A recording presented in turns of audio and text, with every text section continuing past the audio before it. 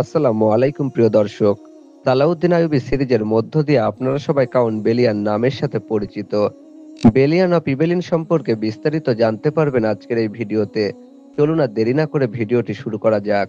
বেলিয়ান ছিলেন ইবেলিনের বারিসনের কনিষ্ঠ পুত্র এবং তার মায়ের নাম ছিল রমলার। বেলিয়ানের বাবা একজন নাইট ছিলেন। হিউয়ের বিদ্রোহের পর ইবেলিনের কাউন্ট হিসেবে পুরস্কৃত হয়েছিলেন তিনি। কাউন্ট বেলিয়ান নামটি সাধারণত বেলিয়ান অফ ইবেলিন নামের একজন মধ্যযুগীয় খ্রিস্টান নেতা এবং ক্রুসেডারকে বোঝায়।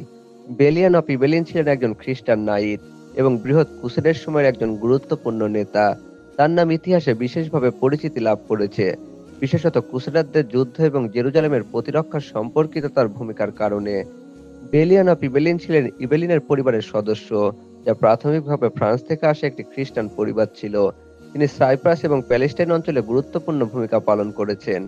বেলিয়ান তার পিতার মৃত্যুর পর ইবেলিনের কাউন্ট হিসেবে দায়িত্ব গ্রহণ করেন। বেলিয়ান অফ ইবেলিনের ইতিহাসের সবচেয়ে গুরুত্বপূর্ণ মুহূর্তটি আসে 1187 সালে, যখন সালাউদ্দিন আইয়ুবী জেরুজালেমে আক্রমণ চালান। সালাউদ্দিন আইয়ুবী মুসলিম শক্তির বিশাল নেতা, সারা মধ্যপ্রাচ্যে মুসলিম রাজ্য প্রতিষ্ঠা করেছিলেন এবং 1187 সালের জুলাই মাসে তিনি জেরুজালেমের দিকে অগ্রসর হন। বেলিয়ান অফ ইবেলিন তখন শহরের প্রধান প্রতিরক্ষক হিসেবে দায়িত্ব পালন করছিলেন। যখন শহরের ক্রুসেডারদের শাসন সংকটে পড়েছিল, বেলিয়ান শহরটি প্রতিরক্ষা করতে সংগ্রাম করেছিলেন। তার নেতৃত্বে ক্রুসেডার বাহিনী শহরের প্রতিরক্ষা ব্যবস্থা শক্তিশালী করতে সক্ষম হয়েছিল। তবে সালাউদ্দিন আইয়ুবী অত্যন্ত শক্তিশালী এবং প্রশিক্ষিত বাহিনী নিয়ে আক্রমণ করেছিল।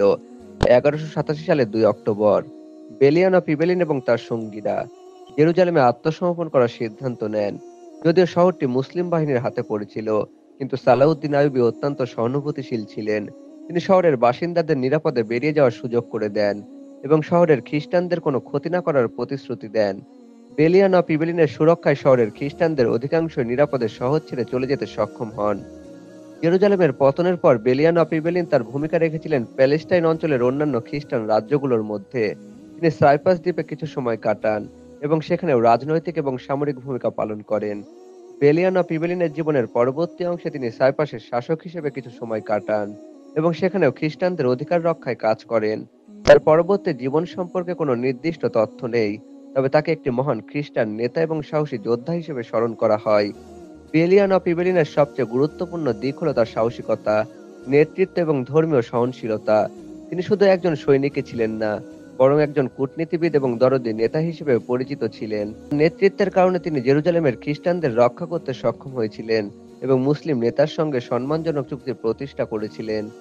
এছাড়া বেলিয়ানের জীবনে ক্রুসের ইতিহাস এবং ইসলামমুখী কূটনীতি বিশেষভাবে গুরুত্বপূর্ণ, কারণ তার নেতৃত্বে মুসলিম শাসক সালাউদ্দিন এবং খ্রিস্টান সৈন্যদের মধ্যে একটি ঐতিহাসিক সমঝোতা হয়েছিল, যা অনেক পরে ইতিহাসবিদদের মধ্যে প্রশংসিত হয়েছে।